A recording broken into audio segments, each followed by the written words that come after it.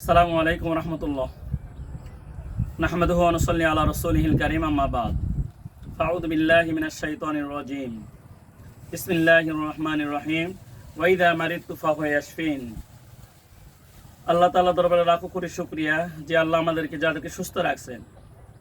ঈমানের পরে যদি কোনো নিয়ামত থাকে তাহলে সুস্থতা একটি বড় নিয়ামত।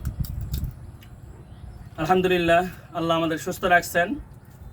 আজকে জয়পুরহাট জিন ও জাদুর চিকিৎসা ও রুকায়া সেন্টার থেকে আপনাদের জন্য বিশেষ একটি উপহার। বিশেষ করে যারা জিন ও জাদুতে দীর্ঘদিন ধরে আক্রান্ত, কিন্তু অনেক চিকিৎসকের কাছে চিকিৎসা নিয়েছেন, অনেক রাখির কাছে রুকায়া করেছেন, এক কথায় হতাশ হয়ে গিয়েছেন, আমি তাদের জন্য এই আমলটি উপহার দিচ্ছি। আল্লাহ তাআলাকে মনে প্রাণে বিশ্বাস রেখে এই আমলটি করবেন। ফজরের নামাজের পরে শুরু করবেন। সর্বপ্রথমে ইস্তেগফার, আস্তাগফিরুল্লাহ রাব্বি মিন কুল্লি যামবি ওয়া আতুবু ইলাইহি লা হাওলা ওয়া লা কুওয়াতা ইল্লা বিল্লাহিল আলিয়্যিল আযীম। এই ইস্তেগফারটি 11 বার পাঠ করবেন। এরপরে আমাদের প্রিয় নবী জনাবে মুহাম্মদ সাল্লাল্লাহু আলাইহি সাল্লামের উপরে মন থেকে, অন্তরের অন্তঃস্থল থেকে দরুদ শরীফ 11 বার পাঠ করবেন। যে দরুদ আমরা নামাজে পড়ি, এই দরুদ পড়লে সবচেয়ে উত্তম হয়। যদি না পারেন কেউ, অন্য দরুদের মধ্যে যেটা আপনি জানেন সেটা পড়বেন।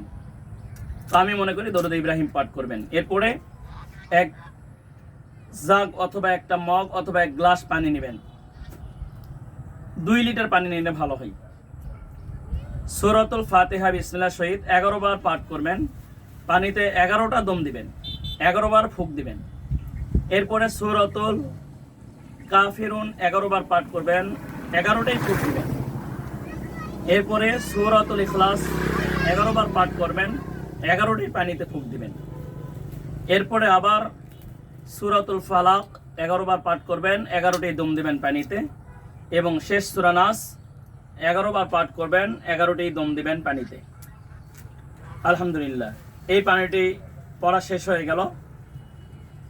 এই পানিটি আপনি সকালে যখন পাঠ করেছেন ফজরের পরে 5:30 বা 6টার সময়, এই পানিটি ফজর থেকে ধরে মাগরিব পর্যন্ত, ফজর থেকে ধরে মাগরিব পর্যন্ত এই পানি পান করতেই থাকবেন।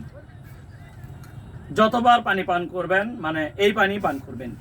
খাবার খেয়েছেন, ভাত খেয়েছেন, যা খেয়েছেন, এই পানি পান করবেন। আলহামদুলিল্লাহ, মাগরিবে যায় এই পানি শেষ করবেন। এই পানিতে গোসল বা হাত ধোয়া এগুলো কাজ করবে না, শুধু খাবেন। এরপরে আবারও মাগরিবের নামাজের পরে আবারও একই আমল, দরুদ শরীফ, ইস্তেগফার, দরুদ শরীফ, সূরা ফাতিহা, সূরা কাফিরুন, সূরা ইখলাস, সূরা ফালাক, সূরা নাস একই নিয়মে পাঠ করবেন। আবার পানিতে দম দিবেন এবং এই পানি মাগরিব থেকে ধরে রাত্রে ঘুমানোর আগ পর্যন্ত খাবেন। এবং ফজরের সময়, সালাতে ওঠার সময় খালি পেটে যতটুকু থাকবে ওইটুকু খেয়ে শেষ করে ফেলবেন। আলহামদুলিল্লাহ, এই আমলটি এভাবে যারা দীর্ঘদিন থেকে জিন ও জাদুতে আক্রান্ত আছেন তারা এই আমলটি করবেন 40 দিন, একাধারে 40 দিন। প্রয়োজনে আমার সাথে যোগাযোগ করতে পারেন। এই আমলটি 40 দিন করবেন ইনশাআল্লাহ। আল্লাহ তাআলার ইচ্ছায় দেখবেন আপনারা জিন ও জাদুর থেকে চিরমুক্তি লাভ করবেন। আসলে আমরা যারা মুদাব্বির বা রাখি আছি, আমরা রুকায়া করে বা চিকিৎসা দিয়ে আপনাদের পরিপূর্ণ সুস্থতা দান করবে এই ক্ষমতা আমাদের নাই, বা আমরা চিকিৎসা দিয়ে সুস্থতা দান করবে এটা ক্ষমতা আমাদের নাই। সুস্থতা একমাত্র আল্লাহই দান করেন। যেহেতু আল্লাহ বলেছেন ওয়া ইযা মারিদতু ফাহুয়া ইয়াশফিন, আমি রোগ দেই, আমি শেফা দান করি। তো এই জন্য পূর্ণ আস্থা বিশ্বাস আল্লাহর উপর রেখে আমলটি করবেন। আল্লাহ তাআলা দেখবেন ইনশাআল্লাহ জিন ও জাদুর থেকে আপনাকে মুক্তি করবেন নয় ইনশাআল্লাহ। আসসালামু আলাইকুম ওয়া রাহমাতুল্লাহ।